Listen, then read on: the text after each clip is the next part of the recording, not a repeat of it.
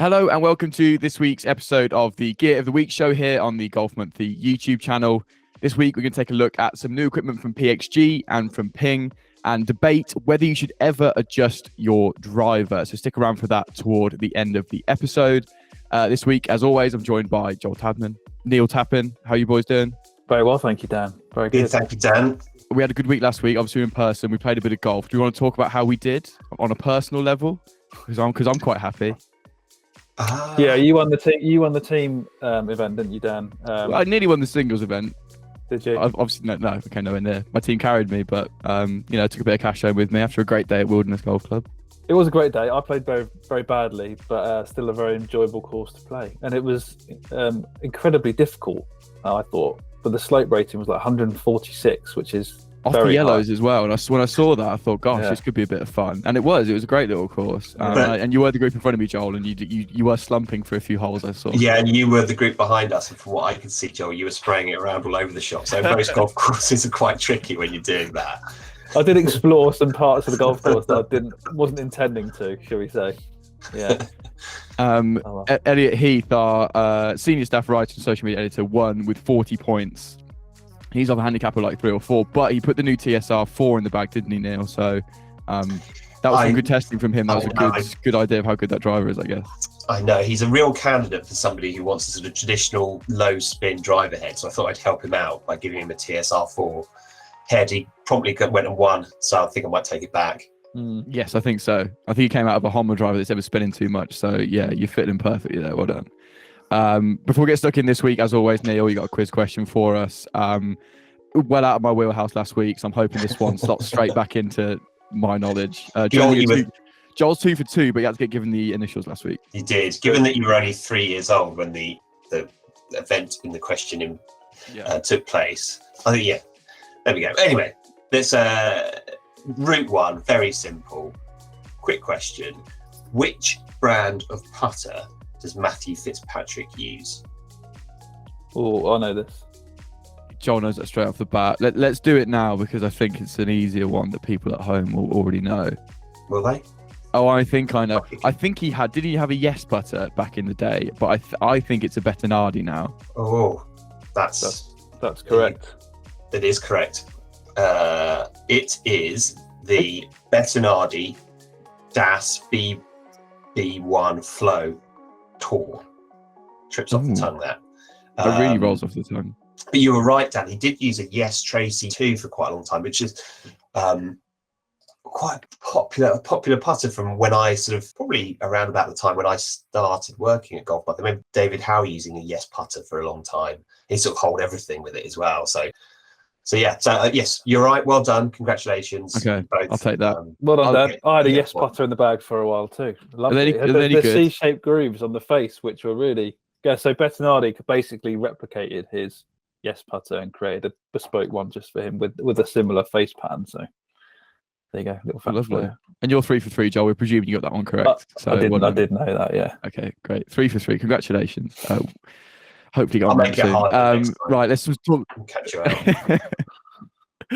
out. Let's talk about some new equipment then, chaps. Joel, I'm going to come to you first with some very exciting new Ping irons.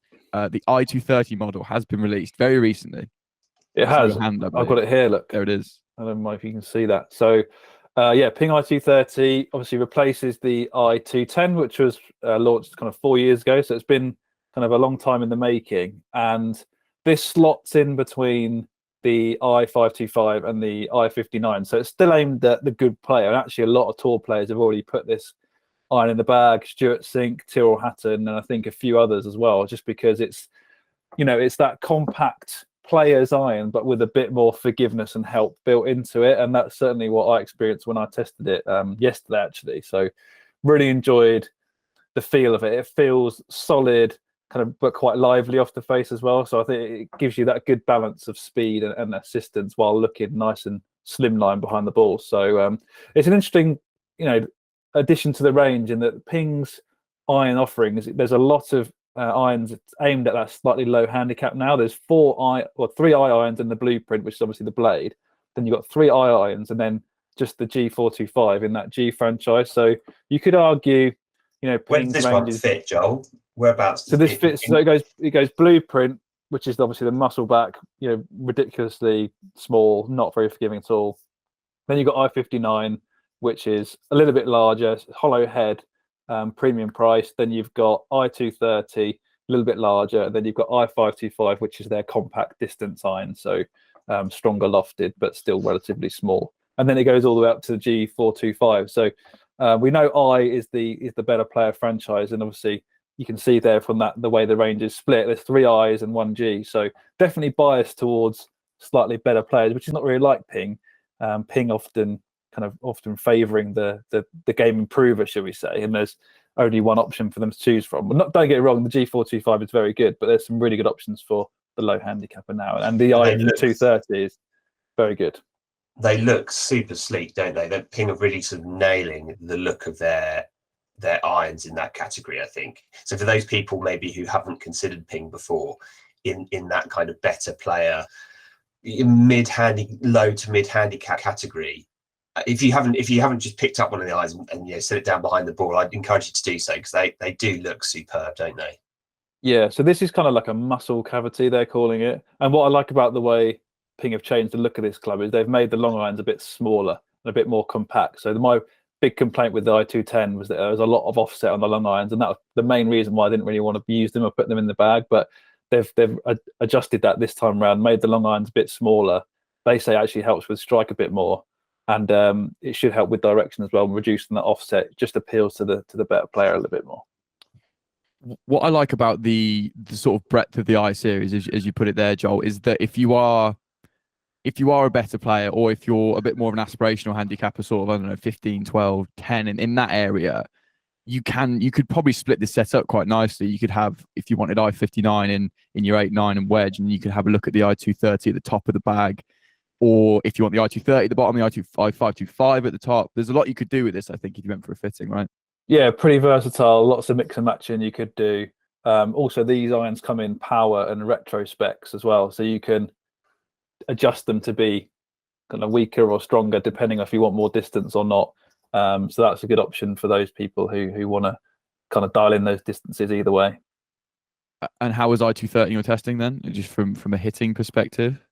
As I said, felt really nice. The hitting experience is really nice. It didn't go as far as I was expecting it to. And actually, so I currently use P770, which has the same lofts as these, and actually hit the P770s a bit further. So I don't think it's geared necessarily for distance, though Ping say you should hit this further than the i210. And I actually had an i210 9-iron and an i230 9-iron, and the i230 did go about 2 yards longer. But not massively long, but just really solid, really nice feel, and a really consistent flight, which is kind of what you expect from Ping. And then actually, Joel, quite nice, because then you can, if you wanted that extra distance, that power spec gives you the opportunity to do that. So having something that's more traditional, because I would always veer towards more traditional iron lofts, definitely. Yeah. The ability to flight mid irons in particular would be quite important to me. But I know for a lot of people out there, that power spec would be really their sort of thing. So having a difference there, which people should really notice, makes quite a lot of sense. Yeah, and also the spin was relatively high on these, just to give you kind of good stopping power. So that if you do go for that power spec, you shouldn't find that the spin gets too low and unmanageable. So definitely. Exciting. Well, I'm sure you can delve into Joel's full review on the Golf Monthly website. I think that'll be a very popular iron with players. I think that's a very dense part of the market at the minute. So we'll look forward to see how people enjoy them. Neil, you've got some new gear announcements for us from PXG Metalwoods in their 0211 franchise. These are quite exciting, and especially the driver. Simply, I think, obviously it's PXG, but the price as well. And we spoke last week on the Gear of the Week show. Our driver's too expensive. This is probably an example of where they're coming in at a really competitive price. Yeah, $299 for the PXG 0211 driver, which kind of carries on. It's in the same ballpark. I can't remember what the RRP was in dollars of the previous 0211, but it's in the same ballpark as it was previously. And I think, look, I tested the original 0211 driver. I was fitted for it. I got a really good spec. I got a good quality Diamana shaft in it, and I hit it really consistently. Maybe it wasn't the longest driver I hit last year, but it was seriously easy to fly. It was very forgiving, and it was long enough. And that combination, I thought, made it fantastic value for money. And that's why I was so excited to see the new version of O211 come out. What have PXG done to it? And the first thing you will notice to it is that they've really, I think, improved the looks. I really love what they've done. They've gone for a very simple, classic shape, matte black finish for the crown. It's got a kind of like a white ring around the back of the head. It just looks super sleek, super premium, fantastic. I think they've nailed it in terms of the looks. I haven't properly tested them yet, but I did have a few hits yesterday. And for me, I think the first thing I've noticed is they've improved the feel. So the previous generation, quite high-pitched sound, which isn't necessarily my cup of tea. Dan, we've spoken about this before. You quite like that higher pitched sound. For me, it just felt a little bit sort of tinny and lacking power. The new version sounds superb. So I think if you can, if they're adding, for me, better feel, keeping the price around the same point, making them look better, that proposition has got even better from PXG. Fairway Wood and the hybrid also look very good. They look good as a family. The hybrid is quite interesting. So if you want a kind of a slightly, I think it's quite long actually from heel to toe. So that for me, I like that. I thought it felt and looked forgiving down behind the ball. It's quite different to some of the other hybrids you'll see on the market in terms of its shape. I think it's something of an old Adams hybrid shape about the look of it. There's something about the look that reminded me of that old Adams shape. And I'd say I had a quick hit with all three of the Fairway Wood and the hybrid yesterday as well. And I think I'm going to like them, but we'll see. I haven't hit them on a launch monitor yet. I haven't hit them properly on the golf course. So we'll see. That was very much a preliminary test. Preliminary test. I'm not going to say that word on the podcast again.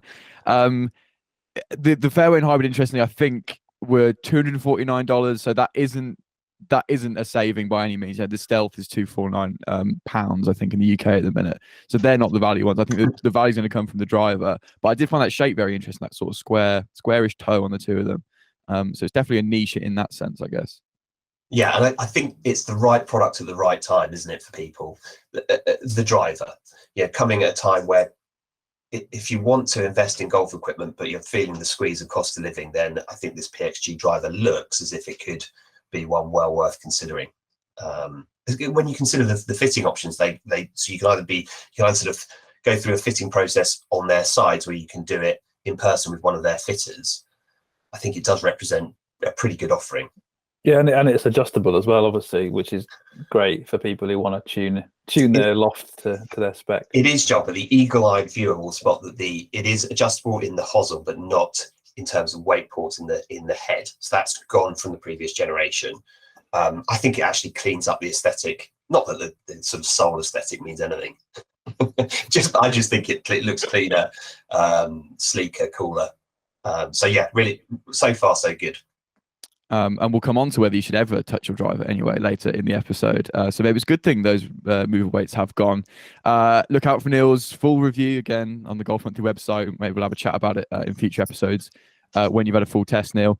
But let's move on to the section of the show where we like to chat about some stuff we're testing right now or stuff we've been testing and are still using. And I'm going to start this week with, it's not the most exciting thing, I don't think, but it's something I've never, ever got my head around. I've worked in golf. I've worked at Golf Monthly for a couple of years, but I've worked in retail and in pro shops, and I've never understood this. So let me just go grab it really quickly. It is the Humble golf boot. Oh, the boot. The boot. So this is an example from Stubert that I'm testing at the minute. And I want to say firstly, because this isn't a brand thing, I'm not calling a brand out here. Stubert makes some great sort of budget golf shoes. I think some of the best if you're looking for $70, $50, something like that. But I just don't understand golf boots. Have either of you ever worn one for a start? Because I think it's a little bit of a faux pas fashion-wise. But, it's very dank and grey outside today. I can kind of see why people would wear one. Discuss. I have never worn one, but I can see, a world in which golf and other outdoor pursuits maybe combine. Walking the dog, taking the dog for a walk. So, we talk a lot about, when it comes to golf shoes, on course, off course. Well, maybe this is like on course and then out and about.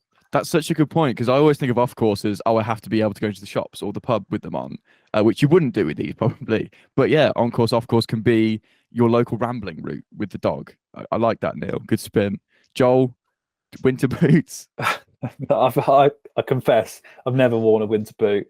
They do look quite clunky, but there's quite a few brands that do golf boots. And actually, there are some relatively good-looking ones. I know Duca del Cosmo have just released a couple of really stylish golf boots, actually, for men and women. So I think it's a genuine option if you're playing all year round. And often in this country, I know, courses tend to get quite muddy, and so that if you're looking for an option to keep your feet dry and the mud out, it's something that maybe people should try.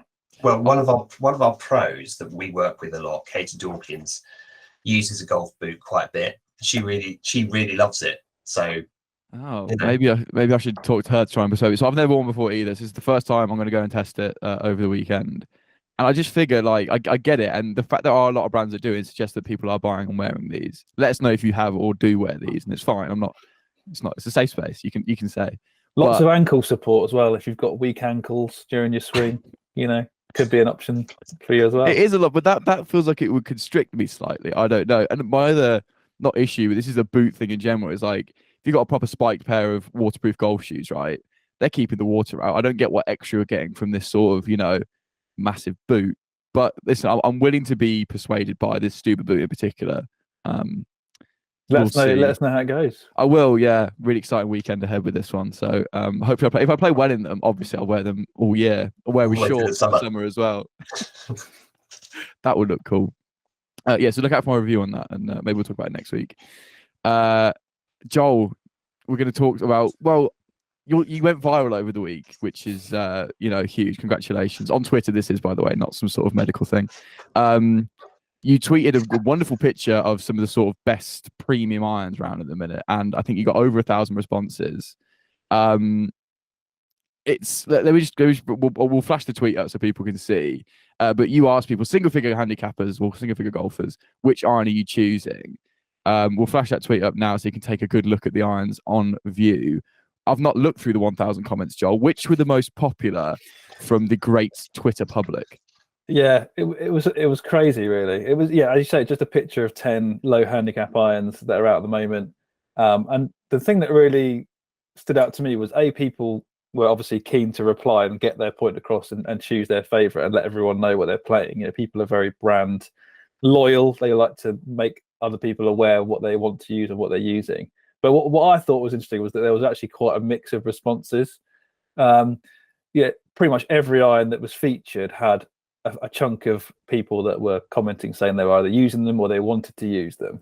I'd say, probably, Mizuno's, TaylorMade's, Titleists probably had the most yeses, but there was a good mix of responses across all the brands, which is really interesting. So thank you to everyone who replied. It was amazing to see the over 1,000 responses, and it just goes to show there's some excellent options out there from a lot of different brands in that low handicap category. Yeah, I would agree, John. When you look at that picture and you see the spread, it becomes as much as anything about the choice about which brand you want to go for, because it's like, if you've had good experiences with Callaway or Titleist or Ping, whoever it might be, Cobra, you might think, okay, well, I'll go with theirs because it looks fantastic. There's sort of not much to choose, I think, in terms of how good they all look. They look stunning. I've hit that Callaway Apex Pro. I tested that Apex, and it's just beautiful, really good.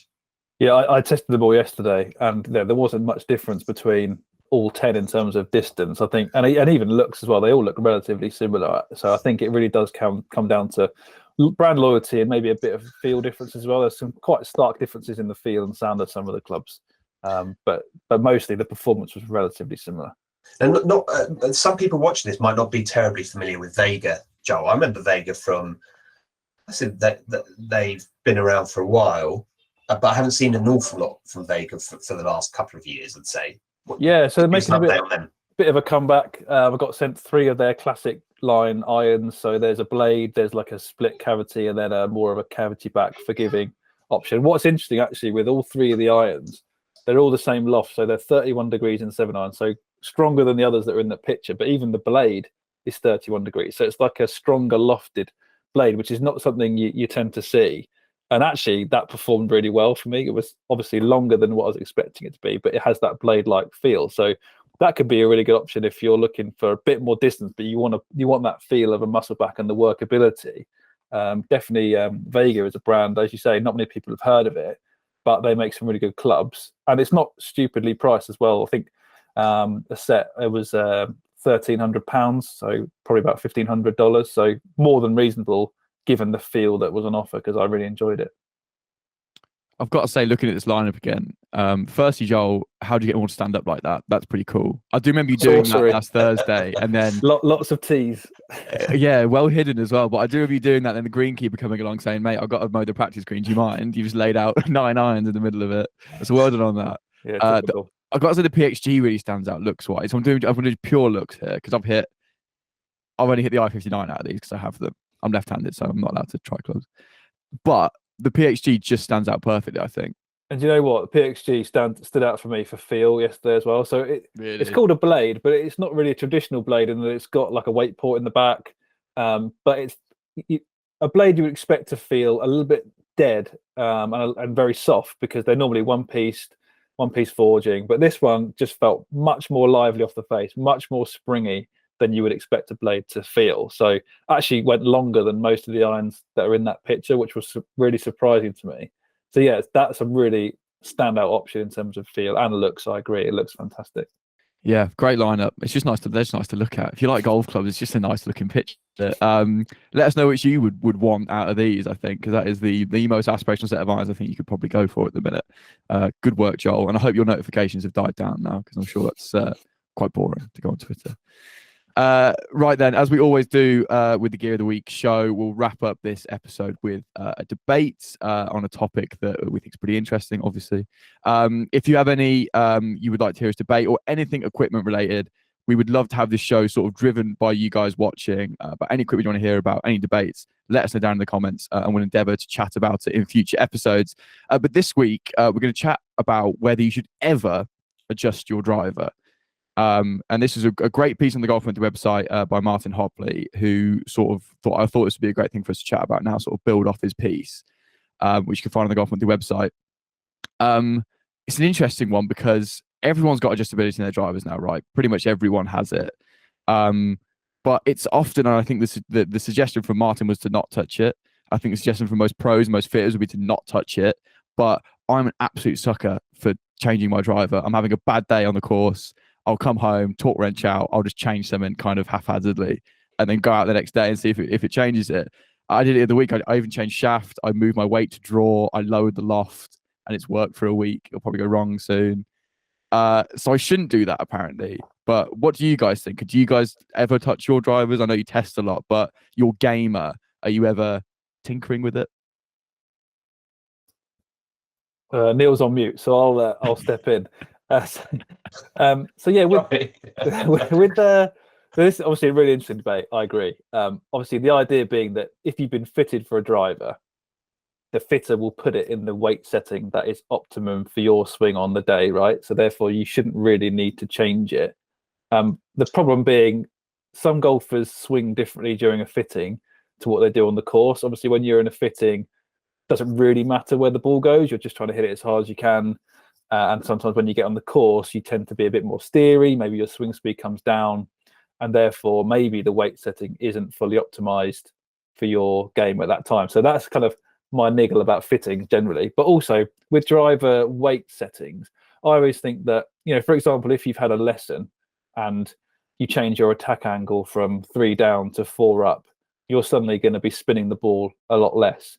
And therefore, the weight setting probably isn't going to be optimal for your game. And that's why, if you've got an adjustable driver, you've got that versatility and longevity that you're able to move weights around to fine tune it and match up with your new swing.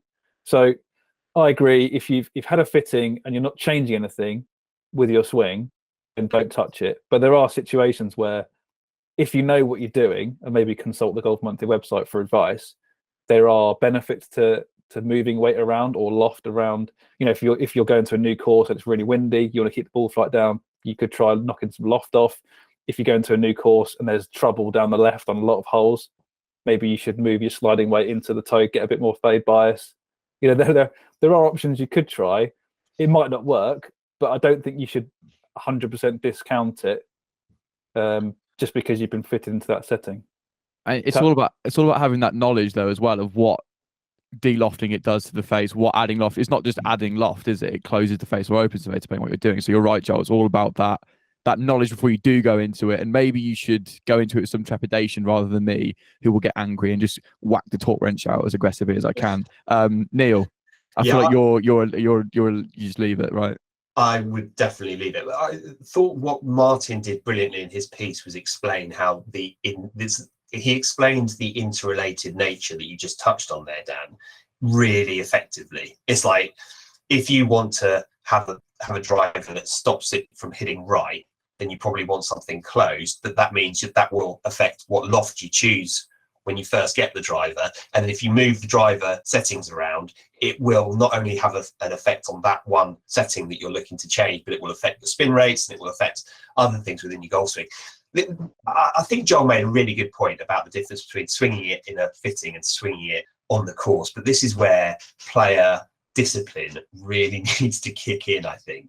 And if you are going for a fitting, I think you really need to have that sort of sense of self-consciousness to understand I need to swing it like I do on the golf course here. I need to picture myself on the 12th tee where there is trouble down the right and it's a tee shot I don't particularly like. I try and hit a little cut. Try and hit that shot a few times, see what the spin numbers do, see what the distance is like, see what the dispersion's like. Because as Joel said, if you're just standing there in a fitting and just your swing tempo just gets faster and faster and faster and you're taking no time between shots, the fitter can only help what's in front of him or her at that particular moment. Okay. And if you just don't have the discipline to stop, take a breather, keep your swing speed under control, hit the shots you want to hit, then you will end up with a driver spec that is potentially not quite right. But if you get that discipline, then you should find that you've got a setting at the end of it that stays pretty much the same. Now, that's not to say, Dan, that I haven't tinkered with drivers in the past. I had a TaylorMade N6 driver a few years ago that I absolutely loved. It's one of my favorite drivers over the last few years. And I had a run of about 5 rounds where I played poorly and I decided to change the settings. And it just, I started spinning this thing like nobody's business. And it was just a real lesson in don't muck about with the settings of the driver. I sort of remembered halfway through sort of round 2, having made the changes, that I had changed the driver. And I was hitting it so high and very spinny. I was thinking, and it wasn't going as far. I was thinking, I've really mucked this up. So I would personally, I wouldn't, but I would do a retro change, but probably with the help of somebody who knew what they were doing and with the launch monitor. It's worth pointing out that obviously once you changed it, you're stuck with it during the whole round. You're not allowed to adjust your driver during a round, in case anyone was thinking about it. I think I've definitely played with someone who tried to do that. So that's a good PSA for those watching, just in case you do, you've got trouble down the right if you're a right hander and you put a load of draw bias on for that hole and then change it for the next one.